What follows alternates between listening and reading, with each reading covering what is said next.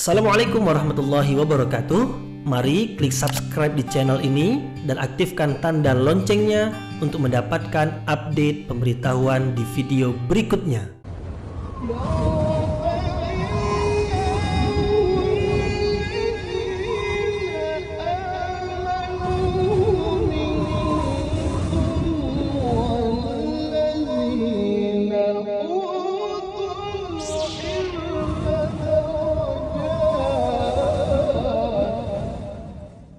A'udzu billahi minasyaitonir rajim. Bismillahirrahmanirrahim. Assalamualaikum warahmatullahi wabarakatuh.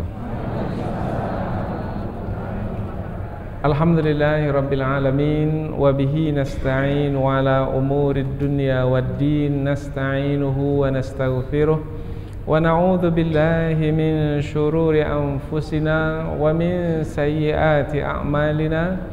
فمن يهده الله فلا مضل له ومن يضلل فلا هادي له أشهد أن لا إله إلا الله وحده لا شريك له وأشهد أن محمدا عبده ورسوله لا نبي بعده أما بعد.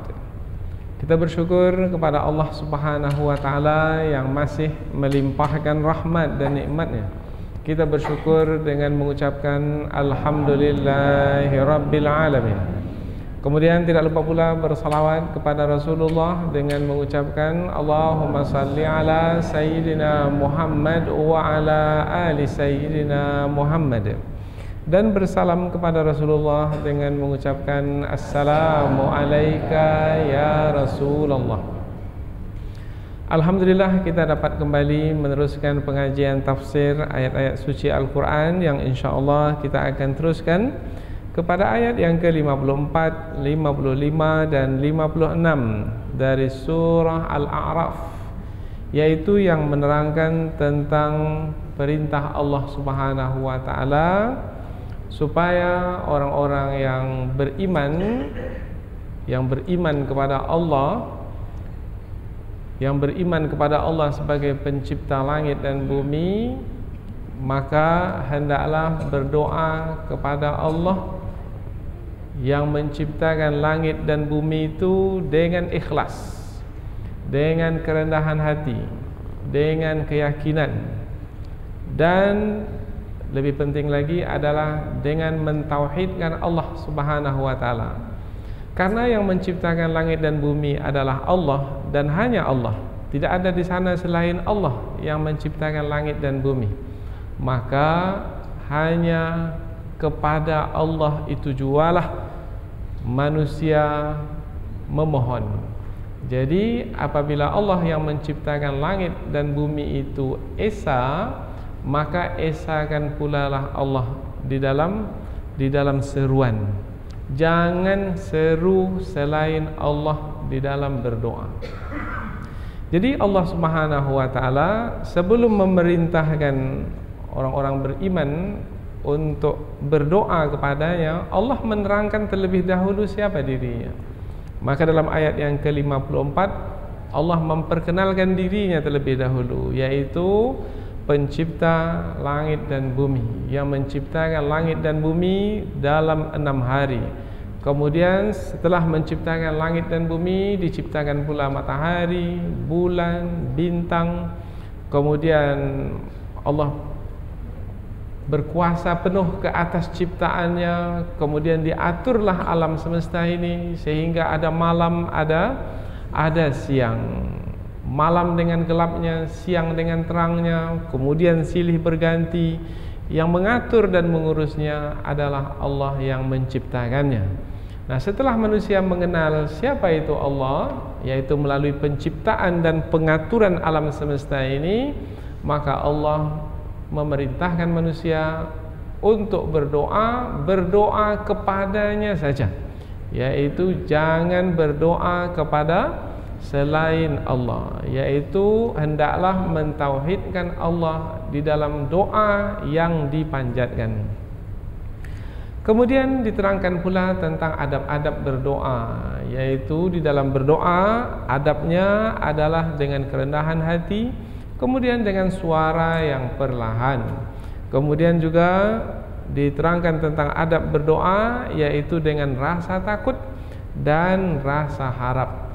Apabila hamba-hamba itu berdoa kepada Allah dengan adab-adab yang sempurna, maka Allah akan melimpahkan rahmat bagi orang-orang yang telah benar dalam berdoa. Orang yang benar dalam berdoa adalah orang-orang yang berbuat baik, muhsinin, yang selalu melakukan kebaikan dan perbaikan.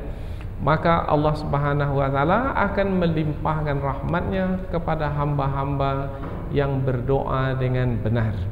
Jadi pembahasan kita pada kali ini adalah tentang berdoa kepada Allah. Maka kita letakkan judul berdoalah kepada Allah pencipta alam semesta.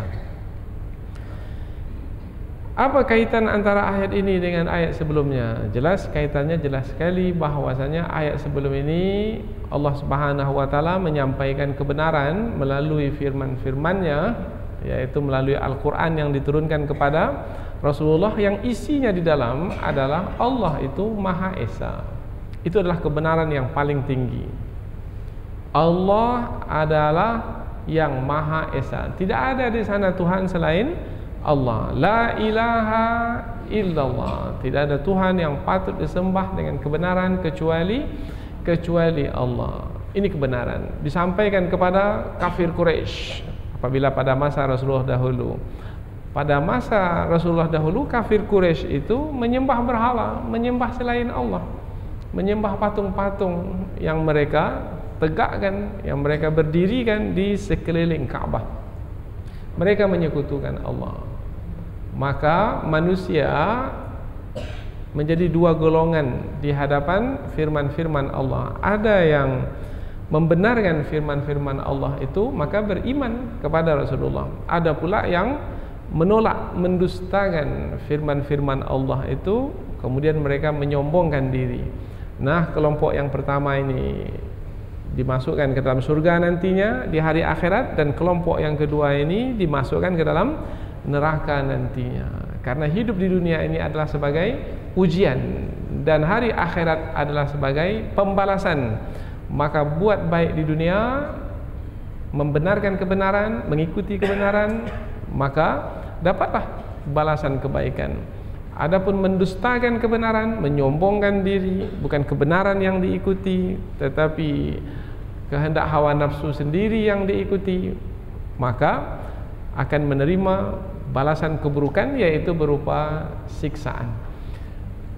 Allah Subhanahu wa taala setelah menerangkan tentang firman-firman-Nya yang disampaikan kepada manusia untuk diterima kemudian diikuti, setelah itu Allah Subhanahu wa taala menerangkan tentang siapa dirinya. Siapa dirinya yang berfirman itu?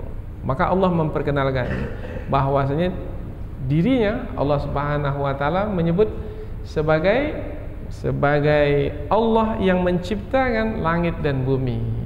Maka di permulaan ayat itu diterangkan, sesungguhnya Tuhan kamu adalah Allah. Nah, maka Allah memperkenalkan atau mengenalkan dirinya kepada semua makhluk, bahwasanya dialah Allah sebagai pencipta langit dan bumi. Maka dengan pemberitahuan dari sisi Allah Subhanahu wa taala, tidak sepatutnya manusia tidak mengenal Allah Subhanahu wa taala. Maka kalau ada juga yang menyeru Tuhan dengan salah, berarti kesalahan itu ada pada diri manusia itu sendiri, karena Allah telah memperkenalkan dirinya dengan jelas, yaitu dirinya adalah yang menciptakan langit dan bumi. Apakah patung-patung yang disembah itu menciptakan langit dan bumi? Tidak. Yang mengatur langit dan bumi? Tidak. Maka apabila patung bukan pencipta langit dan bumi, maka tidak layak untuk menyerunya. Yang diseru adalah yang menciptakan langit dan bumi. Jadi ayat-ayat yang kita pelajari ini adalah lebih khusus menerangkan tentang siapa Allah Subhanahu wa taala. Setelah mengenal Allah itu siapa, kemudian manusia diperintahkan untuk menyeru Allah yang telah ia kenali itu. Maka dalam menyeru Allah menjadi benar. Jadi Kesimpulannya adalah berilmu dahulu tentang Allah. Setelah itu beribadah kepada Allah. Menyeru Allah atau berdoa kepada Allah adalah beribadah kepada Allah. Alangkah malangnya atau sia-sia perbuatan seseorang apabila menyeru dan yang diseru itu tidak diketahui. Maka berilmu, setelah itu beribadah. Ada orang yang beribadah tapi tak berilmu. Akhirnya dia menyeru yang tidak sepatutnya diseru.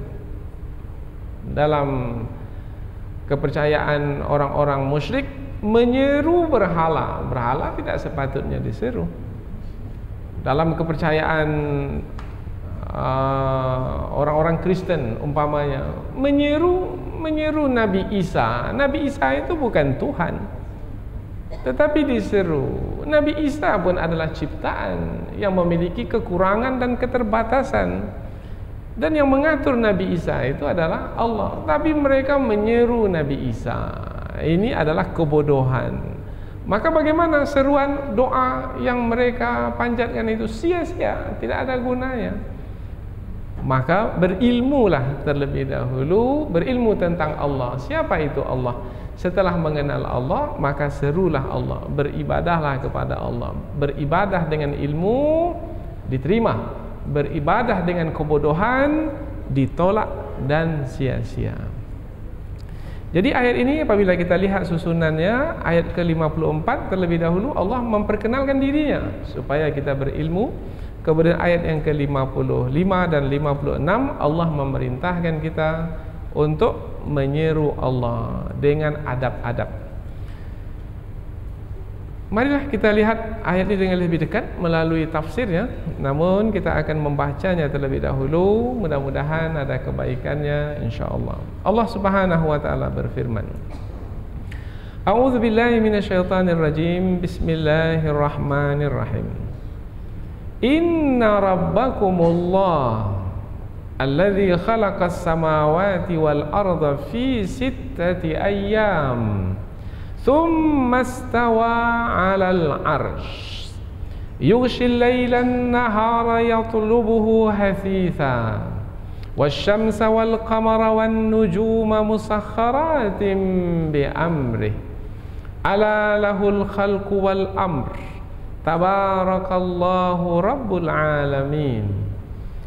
Ud'u rabbakum tadarru'an wa khufyah innahu la yuhibbul mu'tadin wa la tufsidu fil ardi ba'da islahiha wad'uuhu khawfan wa tama'a wala inna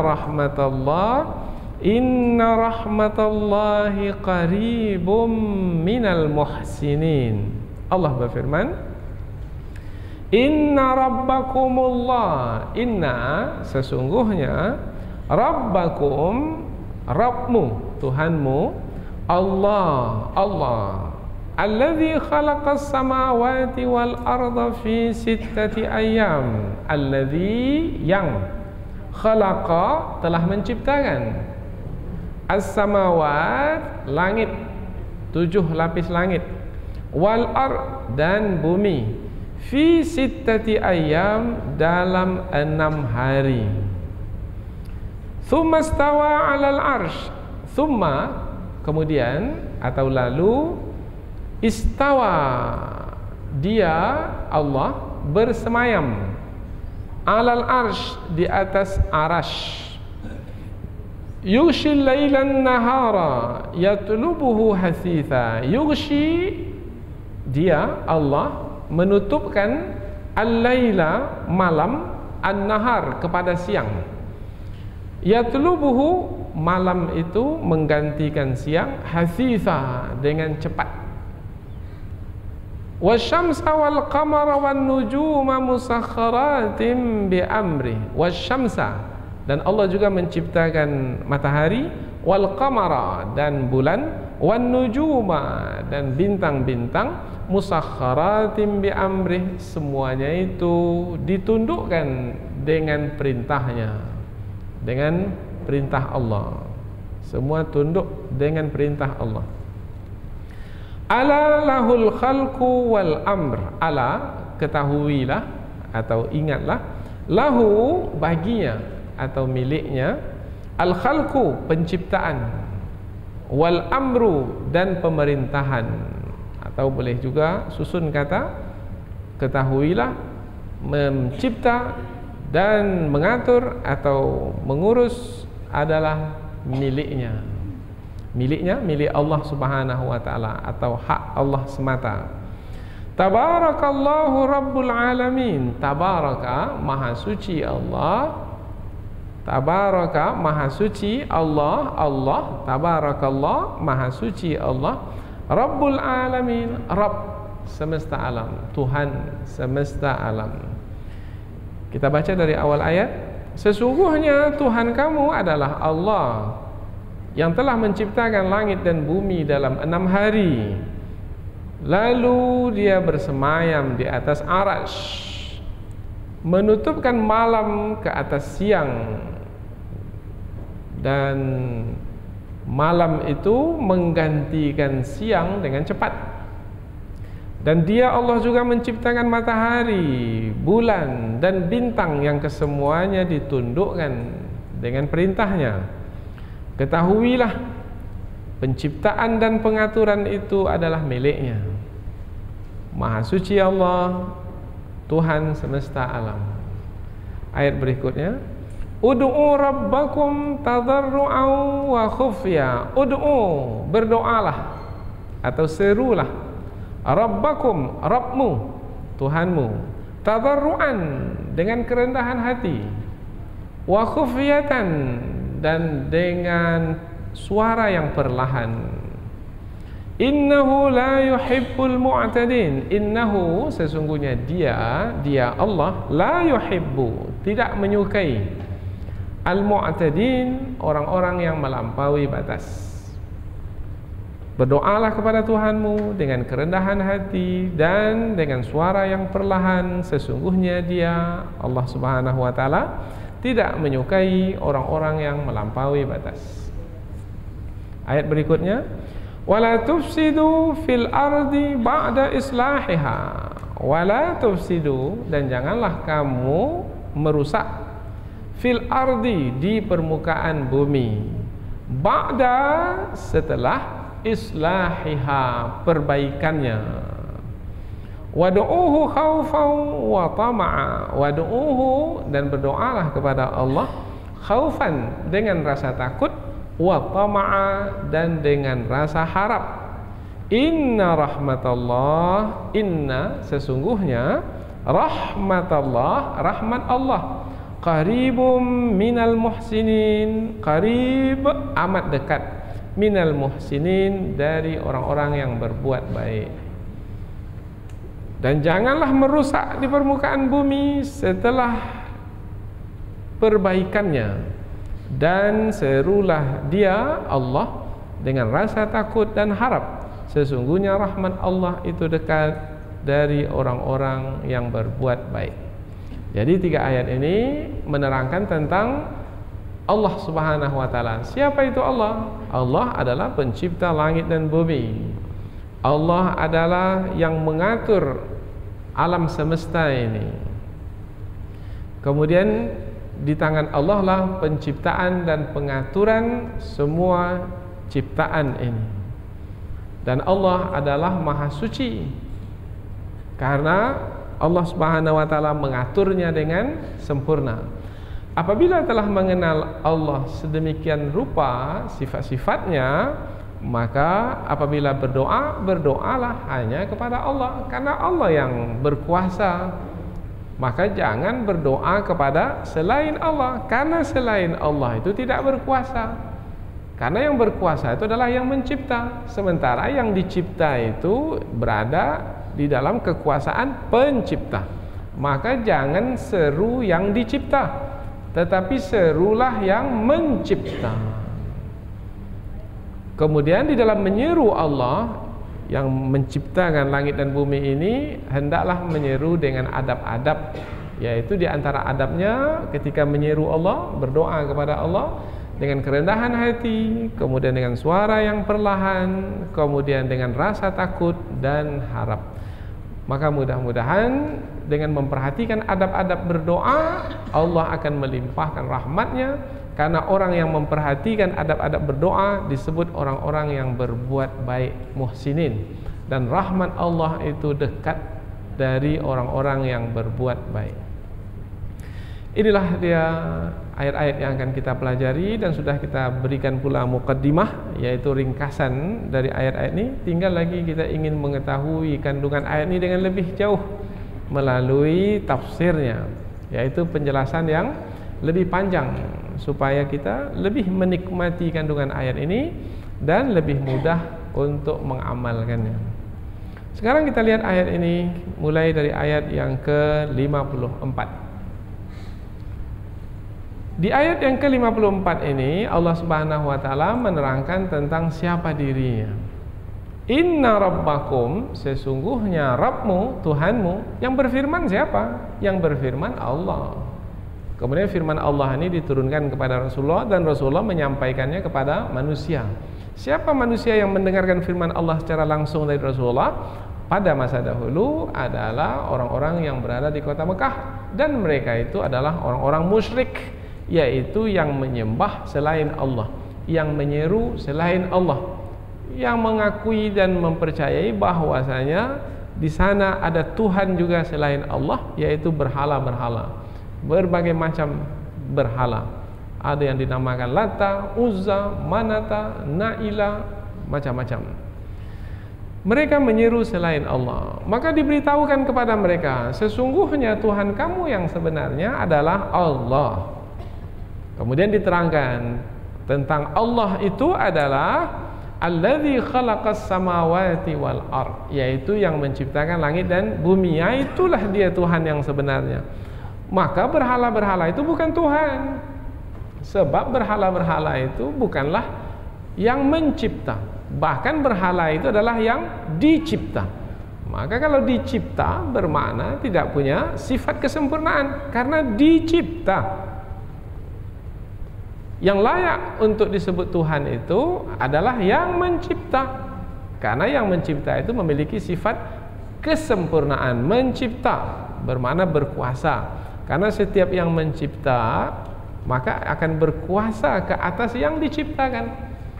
Tetapi apabila makhluk itu adalah yang dicipta, maka dia tidak punya kekuasaan, sebab ia berada dalam kekuasaan yang menguasainya. Yang menguasainya adalah penciptanya. Langit, siapa yang menciptakan? Allah. Maka Allah yang menguasai langit, tidak sebaliknya. Allah yang menciptakan bumi, Allah menguasai bumi, tidak sebaliknya. Kemudian apa saja yang ada di antara langit dan bumi, matahari, bulan, bintang, semua ini adalah Allah yang menciptakannya. Maka Allah menguasai semuanya, tidak sebaliknya. Maka selain Allah tidak boleh untuk disebut sebagai Tuhan, karena tidak memiliki sifat kesempurnaan. Karena tidak boleh disebut Tuhan, karena tidak memiliki sifat kesempurnaan, maka tidak boleh diseru dalam permintaan dan permohonan. Kalau diseru juga dalam doa-doa yang dipanjatkan bermakna salah alamat, karena yang diseru itu tidak punya kuasa apa-apa. Inna rabbakum, sesungguhnya Rabb kamu. Kalau disebut kata rabbakum, Rabb beda pemakaiannya dengan ilah. Dalam terjemahan maknanya sama. Rabb Tuhan, ilah Tuhan juga. Tetapi pemakaian Rabb adalah kepada Allah yang mencipta, yang mengatur, yang melindungi, yang menolong, yang mengurus, dan lain sebagainya. Tapi penggunaan kata ilah itu adalah digunakan kepada Allah sebagai yang ditujukan ibadah kepadanya. Ini kaitannya dengan ibadah. Salat ditujukan kepada Allah, dan hanya kepada Allah, tak boleh kepada selain Allah. Wa ilahukum ilahu wahid, dan Tuhanmu adalah Tuhan yang Maha Esa. Yaitu apabila kamu beribadah, tujukan hanya kepada Allah Subhanahu wa ta'ala saja. Inna rabbakum, sesungguhnya Tuhan kamu. Karena digunakan perkataan Rabb di dalam ayat ini, maka kaitannya adalah dengan penciptaan, pengaturan, pengurusan, pemerintahan, dan lain sebagainya. Sesungguhnya Rabbmu adalah Allah. Allah adalah nama ke atas zat Allah Subhanahu wa taala. Jadi nama Allah itu nama ke atas zat Allah. Allah ada lagi nama yang lain, Ar-Rahman, Ar-Rahim, Al-Malik, Al-Quddus, dan Allah memiliki 99 nama. Nama pertama itu adalah Allah. Nah, Allah adalah nama ke atas zat Allah. Jadi kalau disebut siapa Tuhan, maka Tuhan yang sebenarnya adalah Allah. Jadi perkataan Allah itu adalah nama ke atas zat Allah Subhanahu wa taala. Sesungguhnya Tuhanmu adalah Allah. Kemudian diterangkan siapa itu Allah Subhanahu wa taala? Allazi khalaqas samawati wal ardh, yang menciptakan langit dan bumi. Yang menciptakan. Kalau disebut kata menciptakan, berarti maknanya dari tidak ada menjadi ada. Apabila Allah menciptakan langit dan bumi, berarti dahulunya langit dan bumi tidak ada. Yang ada pada masa dahulu itu disebut masa azali, masa kidam. Tak ada langit, tak ada bumi, tak ada apa. Yang ada apa ketika itu? Hanyalah Allah saja. Nah, jadi Allah itu disebut sedia ada. Memang sudah ada, sedia ada. Tidaklah disebut Allah itu dari tidak ada menjadi ada, tidak. Karena kalau disebut dari tidak ada menjadi ada, bermakna memiliki sifat kekurangan. Maka kalau disebut sedia ada, disitulah sifat kesempurnaan. Maka apabila disebut Allah menciptakan langit dan bumi yang dari tidak ada menjadi ada, bermakna Allah yang mencipta itu, yang memiliki sifat kesempurnaan. Langit dan bumi yang diciptakan itu memiliki sifat kekurangan. Jadi kalau langit dan bumi saja tak boleh jadi Tuhan, tidak diperbolehkan, tidak boleh disebut sebagai Tuhan, maka yang lain pun tak boleh disebut sebagai Tuhan. Manusia, jin, apalagi yang lain, matahari, bulan, bintang, dan seterusnya, tidak boleh disebut sebagai Tuhan, karena semuanya memiliki sifat kekurangan, karena semuanya diciptakan, dan yang menciptakannya adalah Allah. Sesungguhnya Tuhanmu adalah Allah yang telah menciptakan langit dan bumi fi sittati ayyam, dalam 6 hari. Dalam 6 hari. Apa maksud hari di sini ini? Apakah hari seperti hari sekarang ini? Sementara pada masa dahulu belum ada lagi hari pada waktu penciptaan. Maka ada 2 pendapat para ulama tafsir. Pendapat yang pertama, hari yang dimaksudkan adalah waktu. Yaum itu adalah mutlaqul waqt, maknanya waktu. Jadi 6 hari yang dimaksudkan adalah 6 waktu. Jadi Allah menciptakan matahari, Allah menciptakan langit dan bumi itu dalam 6 waktu. Seperti apa waktu itu? Wallahu a'lam. Karena waktu yang pada masa dahulu itu tidak seperti yang kita ketahui pada masa sekarang. Itu pendapat yang pertama. Pendapat yang kedua, apa kata ulama tafsir? Waktu itu ya waktu seperti waktu kita sekarang ini harinya. Kalau disebut 6 hari, ya hari Ahad, hari Senin, hari Selasa, hari Rabu, hari Kamis, hari Jumat, 6 hari. Hari ada berapa hari dalam seminggu? 7. Nah, pada hari yang ke-7 tidak ada lagi penciptaan. Jadi pada hari Sabtu itu tidak ada penciptaan. Maka Sabtu dikatakan Sabtu, Sabat. Sabat maknanya tenang, karena pada hari itu Allah sudah tidak menciptakan apa-apa lagi. Semua penciptaan pada 6 hari. Lalu mengapa disebut dengan 6 hari yang sekarang? Sebab untuk menyampaikan kepada manusia bahwasanya manusia mengetahuinya dengan hari yang sekarang ini, maka disebutlah dengan hari yang sekarang ini untuk memahami hari yang dahulu dalam penciptaan itu. Nah, kedua-duanya memiliki alasan masing-masing, karena kedua makna dari kata yaum, ayyam itu adalah yang dikandungi oleh tafsir tersebut. Jadi boleh membawa makna 6 hari itu 6 waktu. Seperti apa waktunya? Pada waktu penciptaan dahulu hanya Allah yang tahu. Atau boleh juga membawa makna penciptaan langit dan bumi itu 6 hari, yang hari itu adalah hari seperti yang kita ketahui sekarang. Mulai dari hari Ahad. Jadi mulai hari itu hari Ahad ya. Ahad itu maknanya wahid, satu. Isnin, Senin, 2. Jadi permulaan hari itu Ahad.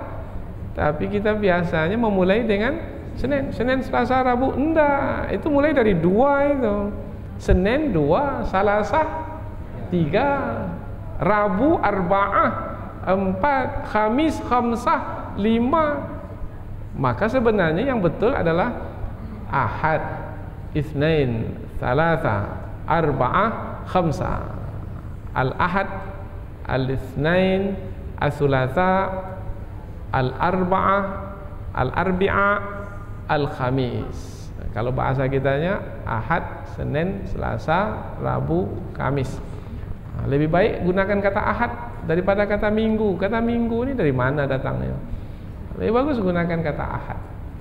Karena kata Ahad sudah kata Arab dan semuanya jadi Arab. Ahad, Senin, Selasa, Rabu, Kamis, Jumat, Sabt. Semua jadi berbahasa Arab. Kalau digunakan kata minggu, kita tak tahu dari mana datangnya kata minggu. Tapi itu hanya penyebutan saja. Summastawa 'alal arsy. Kemudian Allah bersemayam di atas arsy. Setelah Allah menciptakan langit dan bumi, kemudian Allah bersemayam di atas arsy. Arsy adalah ciptaan Allah yang sangat besar. Dan kita tak mampu untuk mengetahui seperti apa arsy Allah. Karena dalam hadis Nabi disebutkan arsy Allah itu sangat luas sekali. Bandingannya kita mulai dari langit dan bumi. Langit dan bumi ini dibandingkan dengan kursi. Allah memiliki kursi. Wasi'a kursiyuhus samawati wal ar. Ada ayatul kursi. Kursi. Allah memiliki kursi. Jadi Allah memiliki arsy, Allah memiliki kursi. Kursi, Allah memiliki langit dan bumi. Ini langit dan bumi yang kita ketahui. Langit yang dijunjungkan, bumi yang terhampar ini. Bandingan antara langit dan bumi dengan kursi, langit dan bumi itu seperti subang wanita dan kursi itu seperti padang pasir yang luas. Itu bandingannya antara langit dan bumi dengan kursi. Kemudian antara kursi pula dengan arsy, kursi itu seperti subang wanita, anting-anting. Kemudian arsy Allah itu seperti padang pasir yang luas. Jadi bagaimana mau membayangkan arsy itu dengan ilmu yang sedikit, dengan akal yang terbatas yang ada pada kita? Maka kembalikan sajalah pengetahuan tentang arsy itu kepada Allah dengan merendahkan diri di hadapan Allah yang maha besar. Apabila disebut Allah bersemayam di atas arsy. Bersemayam, apa makna bersemayam di sini? Karena yang bersemayam di sini adalah Allah, maka tidak boleh memahami Allah yang bersemayam itu seperti manusia yang bersemayam pula atau raja yang bersemayam di atas singgasananya. Tak boleh disamakan. Apa sebab? Laisa kamitslihi syai'. Allah itu tidak menyerupai sesuatu pun. Mukhalafatuhu lil hawadits. Allah itu berbeda dengan makhluknya. Jadi seperti apa Allah bersemayam? Wallahu alam. Seperti apa, bagaimana Allah bersemayam? Kembalikanlah pengetahuannya kepada Allah, karena akal kita ini tak mampu untuk memahami Allah dalam bersemayam. Kemudian yang kedua, tahu tidak apa makna bersemayam itu? Tahu kita makna bersemayam. Tapi seperti apa Allah bersemayam? Oh, itu kita tak tahu. Kemudian karena Allah telah berfirman bahwasanya Allah bersemayam di atas arsy, bermakna kita mesti percaya, memperakui bahwasanya Allah memang bersemayam di atas arsy. Jangan menolaknya. Oh tidak, Allah tak ada bersemayam, karena itu seperti kalau menolaknya maka bisa jatuh kafir. Mengapa bisa jadi kafir? Sebab menolak ayat Al-Quran yang sudah ada. Jadi kita perakui Allah itu bersemayam di atas arsy. Kita memperakuinya, kita terima. Tetapi kita tidak ingin mencari tahu seperti apa ya, sebab otak kita ini memiliki keterbatasan dalam mengetahui seperti apa Allah bersemayam. Kemudian kita mengetahui makna bersemayam itu seperti apa, hanya saja kita tidak mau memahami manusia bersemayam atau makhluk bersemayam sama seperti Allah bersemayam. Allah bersemayam sama seperti makhluk bersemayam. Maka ayat yang seperti ini disebut ayat mutasyabihat. Nah, ayat mutasyabihat ini kita kembalikan ilmunya itu kepada Allah Subhanahu wa taala. Itu adalah yang selamat. Yughshil lailan nahar yatlubuhu hasithan. Allah yang menciptakan langit dan bumi itu menutupkan malam itu kepada siang. Jadi ada siang, Allah tutupkan malam. Apabila Allah tutupkan malam kepada siang, maka yang nampak itu adalah malam, gelapnya malam. Jadi malam. Tadinya siang. Nah, tadi kan siang tadi. Kemudian Allah tutupkan kegelapan malam kepada siang. Sekarang sudah gelap gulita. Allah yang menutupkan malam kepada siang, berarti berubahlah yang tadinya terang benderang sekarang jadi gelap gulita. Ini dengan perintah Allah, yaitu melalui penciptaan matahari yang diterbitkan dan ditenggelamkan. Terbit dan tenggelamnya matahari itu adalah perintah Allah. Matahari itu dalam ayat berikutnya tunduk kepada perintah Allah. Jadi Allah telah memerintahkan matahari, wahai matahari, terbitlah kamu, terbenamlah kamu dengan ukuran seperti yang aku kehendaki. Maka matahari ini pun tunduk, patuh, tidak sedikit pun menyimpang dari apa yang Allah perintahkan. Tidak sedikit pun menyimpang dari apa yang Allah perintahkan. Disebut musakhkharatim bi amrih. Jadi siapa yang memerintahkan matahari itu untuk terbit dan terbenam? Allah. Karena Allah yang memerintahkan, kemudian berlakulah malam dan siang, maka maknanya di sini adalah Allah itu sebenarnya yang menutupkan malam itu kepada siang. Apabila Allah memerintahkan matahari untuk tidak terbit, maka akan gelap gulitalah terus alam semesta ini. Sekarang Allah terbitkan matahari dari mana? Dari timur. Tapi sampai waktunya Allah perintahkan matahari untuk terbit dari barat. Tapi kalau matahari sudah terbit dari barat, itu petanda dunia akan kiamat. Kalau bertobat ketika itu, maka taubat pun tidak akan diterima. Jadi yang berkuasa di alam semesta ini adalah Allah. Ada pernah dengar manusia yang mengaku dia yang memerintahkan matahari untuk terbit dan terbenam? Tidak. Kalau adalah manusia yang berkuasa, maka dia akan panjangkan siang sesuka hatinya, dan dia akan panjangkan malam sesuka hatinya.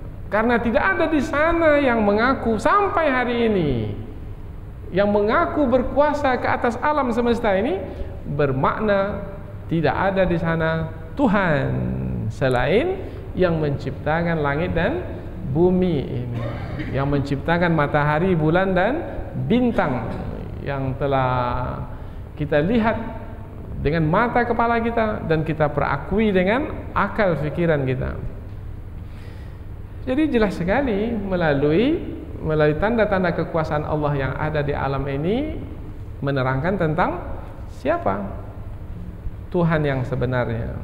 Tinggal lagi manusia itu mau beriman atau tidak kepada Allah. Yatlubuhu hasithan.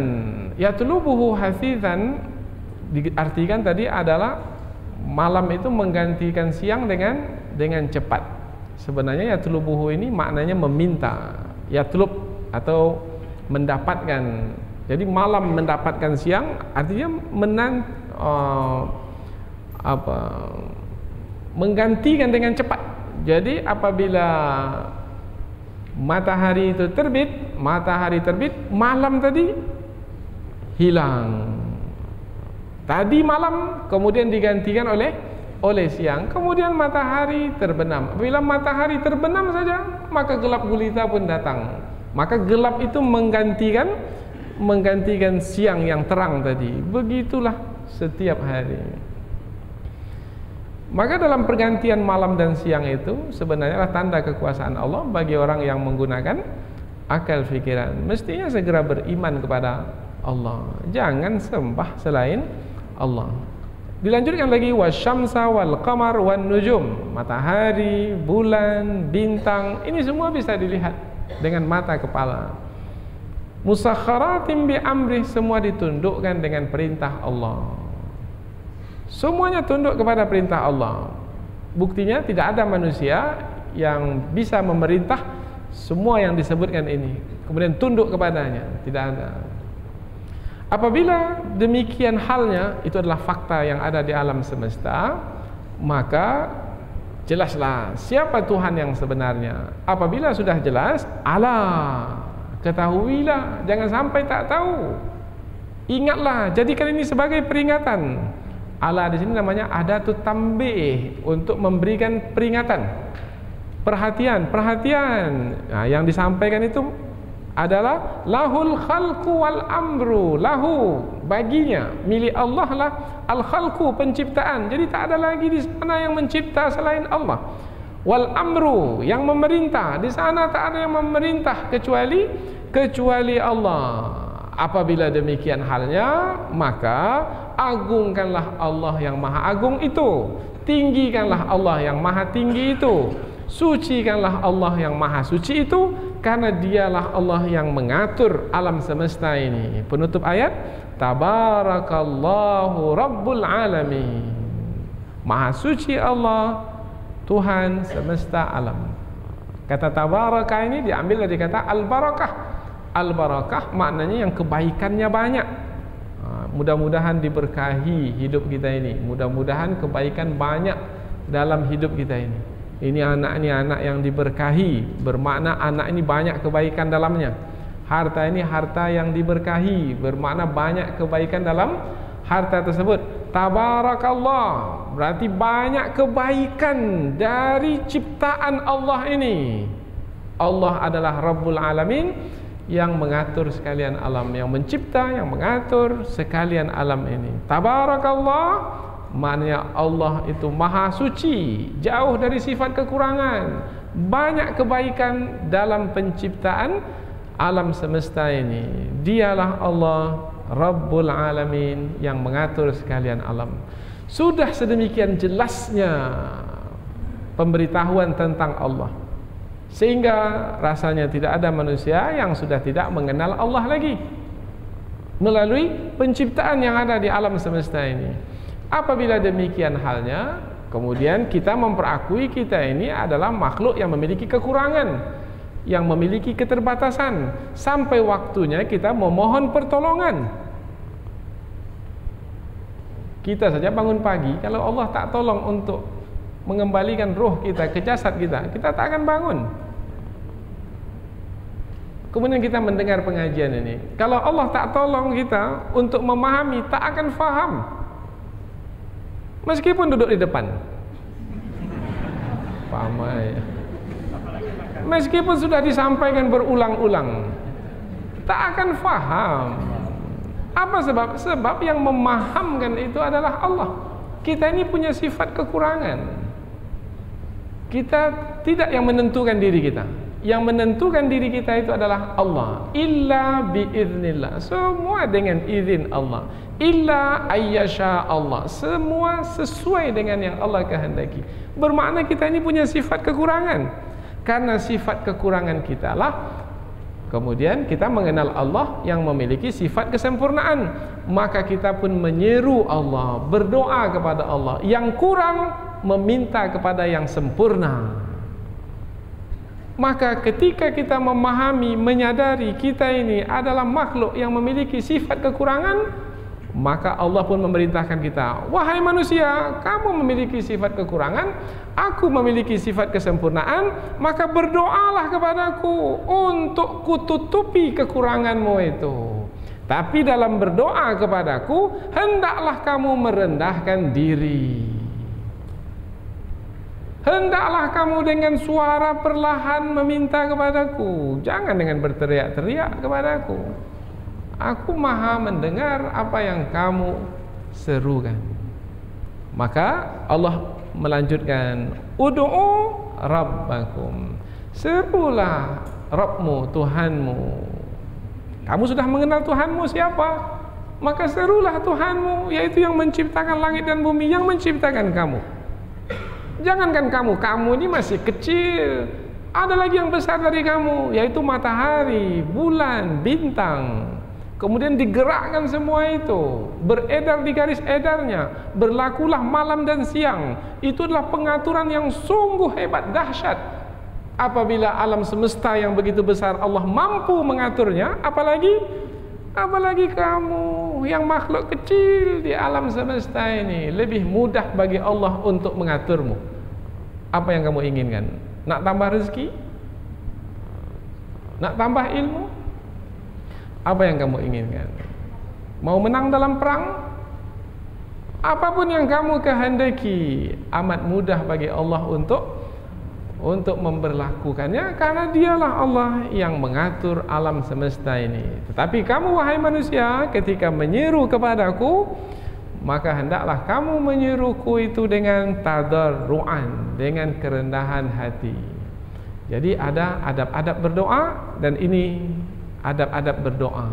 Allah sebutkan satu, tadarruan. Tadarruan ini dengan kerendahan hati, merendahkan diri, hati di hadapan Allah. Kita ini makhluk yang lemah, kita ini makhluk yang miskin, makhluk yang tidak berdaya, tidak ada kekuatan ada pada kita. Kita ini adalah hamba yang hina. Maka di hadapan Allah ketika menyeru, hendaklah kita merendahkan diri. Ya Allah, ini hambamu yang tidak berdaya, ini hambamu yang tidak memiliki apa-apa, ini hambamu yang hina, ini hambamu yang memiliki kekurangan, keterbatasan. Itu namanya merendahkan diri di hadapan Allah. Wa khufyatan, dan dengan suara perlahan, khufyah, dengan bersembunyi-sembunyi. Maknanya dalam menyeru Allah Subhanahu wa taala, kalau dapat antara kita dengan Allah Subhanahu wa taala saja, yaitu kita berkhulwat bersama dengan Allah, bersunyi-sunyi, karena ia adalah yang lebih menyelamatkan diri kita dari riya. Karena apabila kita berdoa di hadapan manusia dengan suara yang keras, maka akan didengar oleh orang lain. Apabila didengar oleh orang lain, maka dia boleh membawa kepada riya. Maka supaya kita lebih khusyuk di dalam berdoa, lebih ikhlas, dengan suara yang bisa membawa kepada kesyahduan, maka di samping kerendahan hati, maka hendaklah berdoa dengan suara yang perlahan. Karena Allah yang kita seru itu adalah Allah yang maha mendengar. Andaikan kita berdoa dalam hati sekalipun, Allah mendengarkan? Ya, Allah mendengarkannya, karena Allah maha mendengar segala sesuatu, termasuk yang kita sebut di dalam hati kita. Meskipun tersembunyi dalam hati kita, orang lain tak tahu, tetapi Allah maha mengetahuinya. Innahu la yuhibbul mu'tadin, sesungguhnya Allah tidak menyukai orang-orang yang melampaui batas. Siapa orang yang melampaui batas? Yang menyeru selain Allah itu melampaui batas. Siapa yang melampaui batas? Yang menyeru Allah dengan hati yang tidak merendah di hadapan Allah, itu melampaui batas. Siapa yang melampaui batas? Yang melampaui batas yang menyeru Allah dengan suara yang tinggi, berteriak-teriak, itu adalah melampaui batas. Pernah satu ketika para sahabat ketika dalam perjalanan menuju medan perang, para sahabat ini menyeru Allah dengan suara yang tinggi. Kemudian Rasulullah ingatkan, wahai para sahabatku sekalian, jangan kamu tinggi-tinggikan suaramu dalam menyeru Allah, sebab Allah yang kamu seru itu bukanlah yang peka, bukan yang tuli, Ia maha mendengar. Maka serulah Allah dengan suara yang perlahan, karena suara perlahan bisa membantu untuk mendapatkan kekhusyuan, khusyuk. dan janganlah kamu melampaui batas. Wala tufsidu fil ardi ba'da islahiha, dan janganlah kamu melakukan kerusakan di muka bumi setelah perbaikannya. Allah dengan mengutus Rasul ke muka bumi ini, maka pengutusan Rasul itu adalah dalam rangka perbaikan kehidupan manusia di muka bumi. Bagaimana keadaan manusia dahulu ketika Rasulullah diutus? Dalam kerusakan, yaitu menyekutukan Allah. Bangsa Arab menyekutukan Allah, bangsa Parsi di timur menyekutukan Allah, bangsa Romawi di barat menyekutukan Allah. Manusia dalam jahiliyah, dalam kebodohan menyekutukan Allah, dan itu adalah kerusakan yang paling hebat, dahsyat, yaitu yang sangat buruk sekali yang dilakukan oleh manusia, yaitu menyekutukan Allah, kekufuran, kemusyrikan. Tidak ada lagi yang lebih dahsyat buruknya dari itu. Datang Rasulullah, diperbaikilah keadaan manusia sehingga manusia mentauhidkan Allah, beribadah kepada Allah, memohon pertolongan hanya kepada Allah. Iyyaka na'budu wa iyyaka nasta'in, hanya kepada Engkau lah ya Allah kami beribadah, dan hanya kepada Engkau kami mohon pertolongan. Maka ya, diperbaikilah kehidupan manusia. Setelah Rasulullah diutus dan keadaan manusia telah diperbaiki, jangan rusakkan kembali. Nah, ini makna ayat ini. Dan janganlah kamu melakukan kerusakan di muka bumi, yaitu dengan menyeru manusia untuk menyekutukan Allah kembali, setelah dahulu Rasulullah diutus untuk mentauhidkan Allah. Ini perkara yang penting. Setelah itu barulah sebut yang lain. Apa lagi yang lain? Karena makna merusak di sini, janganlah kamu merusak di dalam beribadah kepada Allah. Jangan kamu merusak muka bumi, yaitu dengan umpamanya merusak alam semesta ini, kemudian dengan merusak perhubungan antara manusia, kemudian disebutlah merusak ini apabila tidak mengikut kepada aturan yang telah Allah turunkan. Kalau tidak mengikut petunjuk, bermakna merusak. Kapan baru tidak merusak?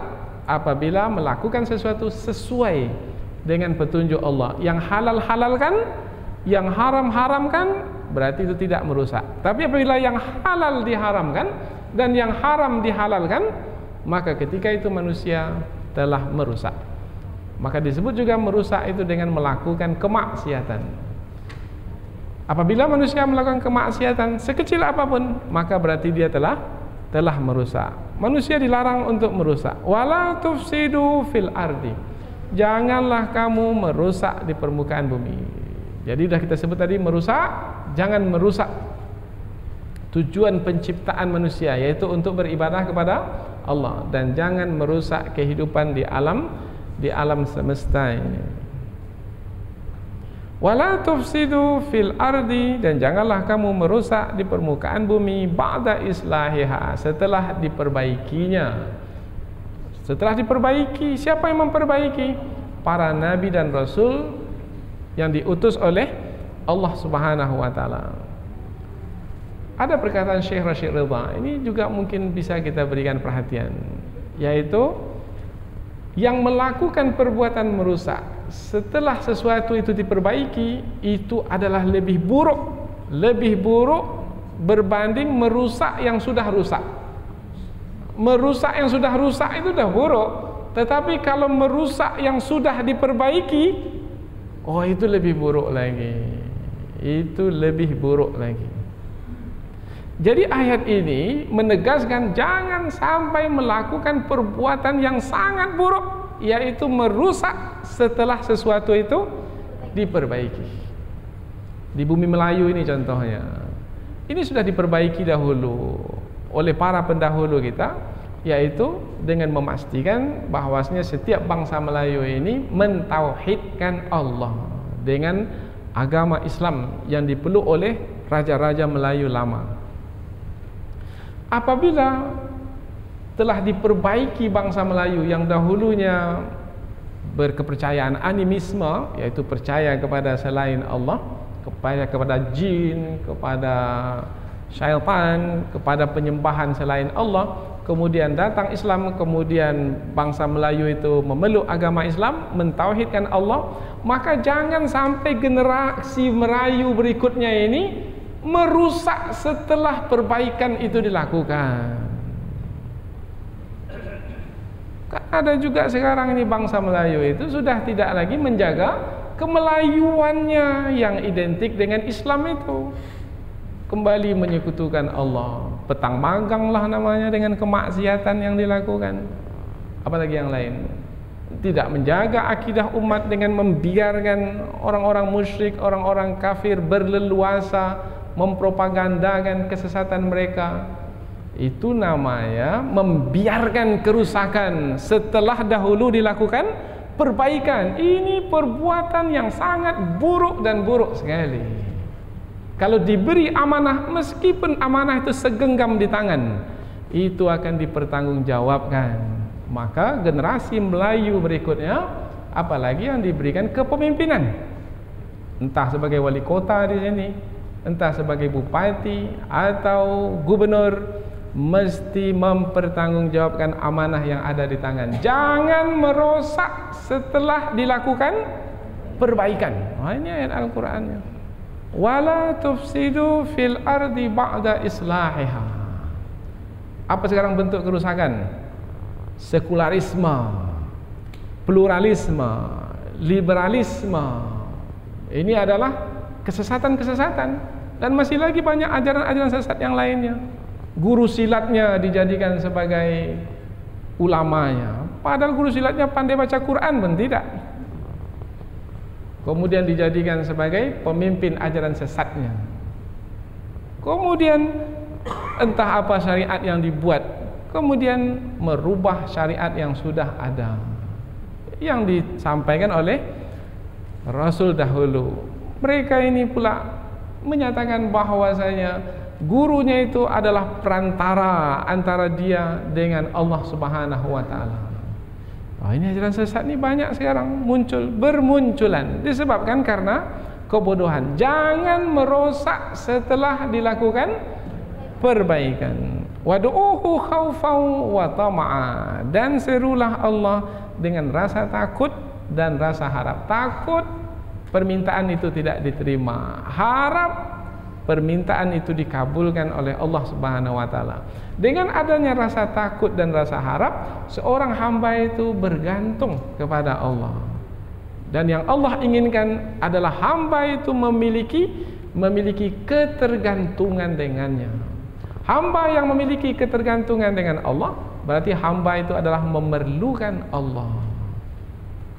Hamba apabila tidak memiliki ketergantungan dengan Allah, seakan-akan dia bisa menjalankan hidupnya dengan dirinya sendiri. Kalau ada yang menyatakan bahwasanya dia bisa menjalankan hidup dengan dirinya sendiri, bermakna dia adalah manusia yang sombong. Padahal yang menghidupkannya dan mematikannya siapa? Dan yang membuatnya bisa seperti sekarang adalah Allah. Dari lemah dia dahulu, sekarang dia kuat. Dari tak tahu apa-apa, Allah yang memberikan ilmu. Dari miskin, Allah yang mengkayakannya.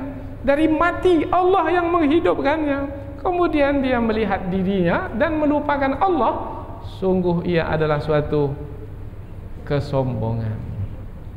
Inna rahmatallahi qaribum minal muhsinin. Sesungguhnya rahmat Allah itu dekat dari orang-orang yang berbuat baik. Maknanya berbuat baiklah kamu, yaitu lakukanlah perbaikan dengan terus mentauhidkan Allah, dengan terus mengikhlaskan hati dalam beribadah kepada Allah, dengan terus merendahkan diri dalam bermohon kepada Allah, dengan terus memunculkan rasa takut dan harap kepada Allah. Selagi berusaha untuk berbuat baik sedemikian itu, maka rahmat Allah akan dicucurkan, akan dilimpahkan, karena rahmat Allah itu dekat dengan orang-orang yang berbuat baik.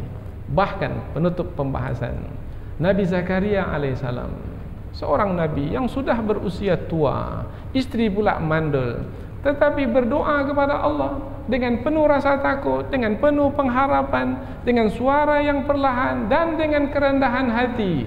Allah berikan apa yang Nabi Zakaria minta. Nabi Zakaria minta anak, Allah berikan anak meskipun beliau sudah tua dan istri beliau pula mandul. Zikru rahmati rabbika abdahu Zakaria. Ingat rahmat Allah, rahmat Tuhanmu yang diberikan kepada Nabi Zakaria alaihi salam, yaitu ketika idnada rabbahu nidaan khafiyya, yaitu ketika menyeru Allah dengan seruan yang perlahan. Ini bisa dibaca dari surah Maryam, dari ayat yang pertama. Kaf ha ya ain sad. Banyak nama huruf disebut di sini di pangkal surah. Tujuannya untuk diperhatikan apa yang akan disampaikan setelah itu. Yang disampaikan setelah itu adalah Nabi Zakaria itu adalah nabi yang mendapatkan rahmat Allah Subhanahu wa taala, yaitu Nabi Zakaria itu menyeru Allah dengan seruan yang perlahan, dengan kerendahan hati, dengan memohon kepada Allah. Kemudian Allah pun kabulkan, yaitu ketika Nabi Zakaria mengatakan, ya Allah, bahwasanya telah lemah tulangku ini, wahanal azmu minni, lemah sudah tulangku karena aku sudah tua, wasta'ala ra'su syaiba, dan sudah pula tubuh uban di kepala, walam akum bidu'aika rabbi syaqiya, tapi aku tak pernah berputus asa memohon kepadamu ya Allah. Kemudian Allah berikan kepada Nabi Zakaria rahmatnya, yaitu berupa anak ketika usia beliau sudah tua. Ini adalah pelajaran yang sangat berharga, bahwasanya jangan pernah merasa sedih apalagi putus asa dalam menjalani hidup ini, sebab ada Allah yang diseru, dan Allah yang diseru adalah pencipta alam semesta, yaitu yang memiliki sifat kesempurnaan, dan tidak ada yang tidak bisa dilakukan oleh Allah, tidak ada yang tidak mampu dilakukan oleh Allah, semua dalam kekuasaan Allah. Maka serulah Allah dengan adab-adab yang telah disebutkan di dalam dua ayat yang kita pelajari, yaitu 55 dan 56. Kemudian ketahuilah, jangan sampai tak tahu. Kenalilah, jangan sampai tak kenal siapa itu Allah Subhanahu wa taala, melalui ayat yang ke-54 dari yang telah kita pelajari ini. Jadi ada ayat 54, 55 dan 56 yang merupakan pelajaran kita pada kesempatan ini. Mudah-mudahan ada manfaatnya insyaallah. Subhanakallahumma wa bihamdika asyhadu an la ilaha illa anta wa astaghfiruka wa atubu ilaik. Wassalamualaikum warahmatullahi wabarakatuh.